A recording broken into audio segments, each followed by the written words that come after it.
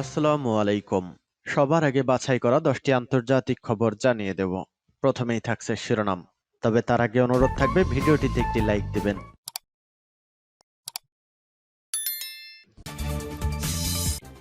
Syria থেকে ইসরায়েলে ক্ষেপণাস্ত্র হামলা হয়েছে।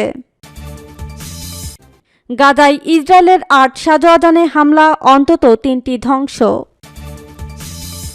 এক সপ্তাহে প্রায় ১২০০ সেনা হারিয়েছে ইউক্রেন। যুদ্ধবিরতির পর হামাসের বিরুদ্ধে যে হুঁশিয়ারি দিলেন নেতানিয়াহু।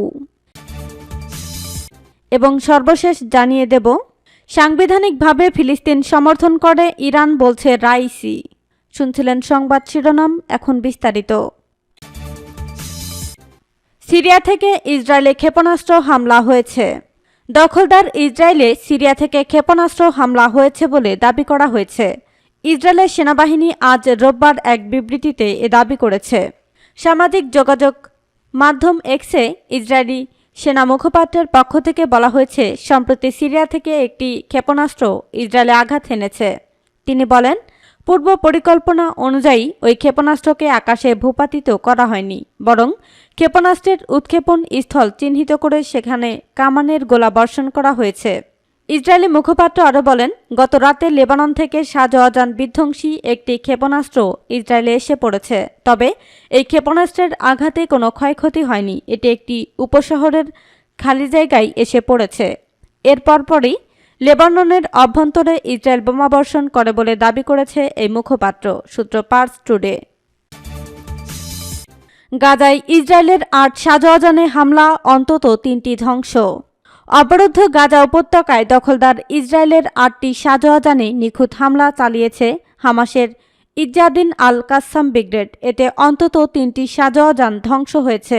ইজ্জাদিন আল কাসসাম ব্রিগেড বলেছে, গাজার পূর্ব দিয়ার আল বালা এলাকায় বোমা ও রকেটের সাহায্যে ইসরায়েলের 5টি সাজোয়াজানে হামলা চালানো হয়েছে। এর ফলে 3টি সাজোয়াজান পুরোপুরি ধ্বংস হয়েছে বলে নিশ্চিত হওয়া গেছে। এছাড়া উত্তর পশ্চিম গাজার বেইত হানুন ও আত্তাউম এলাকায় ইসরায়েলের 3টি সামরিক গাড়ি ও একটি বুলডোজার লক্ষ্য করে রকেট ছোড়া হয়েছে। এদিকে ফিলিস্তিনের Democratic front for the liberation of Palestine বা ডিএলএলপি আজ ইসরায়েলের সুফা সামরিক ঘাঁটিতে রকেট হামলা চালিয়েছে। এছাড়া ইসরায়েলের অন্তত 6টি অবৈধ ইহুদি উপশহরে বহু রকেট ও ক্ষেপণাস্ত্রের সাহায্যে আঘাত এনেছে হামাসের আল কাসসাম ও ইসলামী জিহাদের আল কুদস ব্রিগেড। এসব উপশহরে একটু পরপরই সাইরেন বাজানো হচ্ছে, সূত্র পার্স টুডে। এক সপ্তাহে প্রায় ১২০০ সেনা হারিয়েছে ইউক্রেন।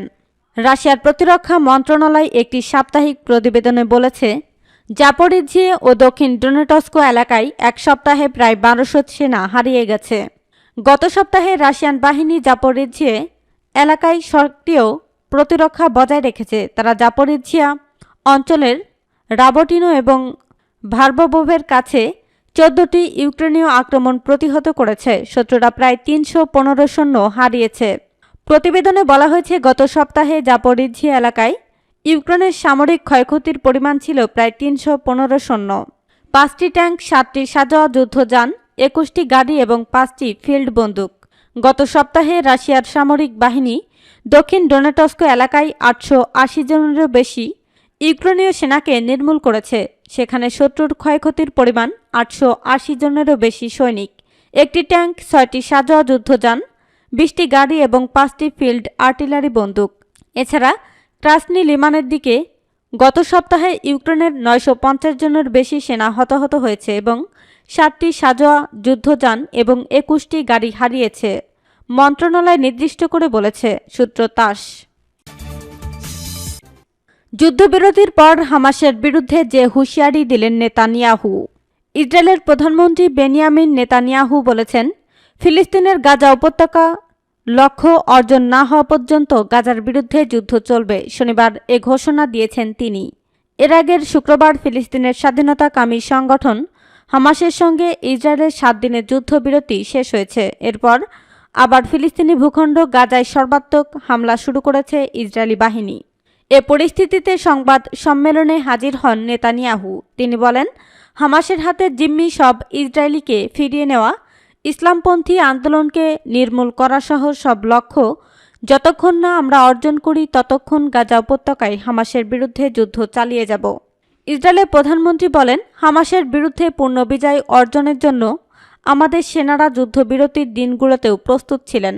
গাজায় গত 20 নভেম্বর শুরু হওয়া 4 দিনের যুদ্ধবিরতি 2 দফায় বাড়িয়ে 7 দিন করা হয়। মেয়াদ বাড়াতে আন্তর্জাতিক চাপ ও হামাসের পক্ষ থেকে নতুন করে প্রস্তাব দেয়া হলেও রাজি হয়নি ইসরায়েল।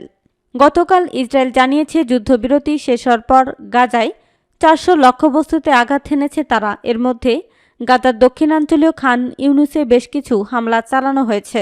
বড় ধরনের হামলার অংশ হিসেবে শুধু শুক্রবার রাতেই 50টির বেশি লক্ষ্যবস্তুতে হামলা চালানো হয়েছে। প্রসঙ্গত 7 অক্টোবর অতর্কিতে ইসরায়েলে হামলা চালায় হামাস। এতে 1200 জন নিহত হয়েছে বলে জানিয়েছে ইসরায়েল। হামাসের জবাবে ওই দিন গাজায় হামলা শুরু করে ইসরায়েলি বাহিনী। ইসরায়েলের হামলায় এ পর্যন্ত গাজায় নিহত মানুষের সংখ্যা 15,200 ছাড়িয়েছে। নিহত ব্যক্তির 70% নারী ও শিশু। সাংবিধানিকভাবে ফিলিস্তিনকে সমর্থন করে ইরান, বলছে রাইসি। ইরানের প্রেসিডেন্ট ইব্রাহিম রাইসি বলেছেন, সংবিধান অনুযায়ী ফিলিস্তিন ও গাজার প্রতি অবিচল সমর্থন দিয়ে আসছে। রোববার তেহরানে অনুষ্ঠিত সংবিধান বাস্তবায়ন বিষয়ক এক সম্মেলনে রাইসি বলেন, গাজা ও ফিলিস্তিনের প্রতি ইরানের সমর্থিত সংবিধানের সঙ্গে পুরোপুরি সঙ্গতিপূর্ণ, যা নিপীড়িতদের সমর্থন দিতে ইসলামী সরকারকে বাধ্য করেছে। তিনি আরও বলেন, 1979 সালের বিপ্লবের পর থেকে ফিলিস্তিনি জাতির অধিকারকে সমর্থন করা ইসলামী প্রজাতন্ত্র ইরানের পররাষ্ট্র নীতির একটি মৌলিক নীতি। ফিলিস্তিন ইস্যুকে মুসলিম বিশ্বের সর্বোচ্চ অগ্রাধিকার হিসেবে বর্ণনা করে ইরানের প্রেসিডেন্ট বলেন, আন্তর্জাতিক রাজনৈতিক অগ্রগতি বা নির্দিষ্ট কিছু আঞ্চলিক দলের স্বার্থ কোনোভাবেই ইরানের পররাষ্ট্র নীতির এ মৌলিক নীতি পরিবর্তন করবে না। 6,000-এর বেশি ফিলিস্তিনি শিশুর হত্যাকারী ইহুদিবাদী শাসনের পতন ও বিলুপ্তি ঘটতে যাচ্ছে বলেও বিশ্বাস প্রকাশ করেন রাইসি। প্রসঙ্গত, গত 24 ঘন্টায় 700 ফিলিস্তিনিকে হত্যা করেছে ইসরায়েল। আর গত 7 অক্টোবর গাজায় ইহুদিবাদী শাসক গোষ্ঠীর নৃশংস হামলা চালানোর পর থেকে এ পর্যন্ত অন্তত 15,207 ফিলিস্তিনি নিহত হয়েছে।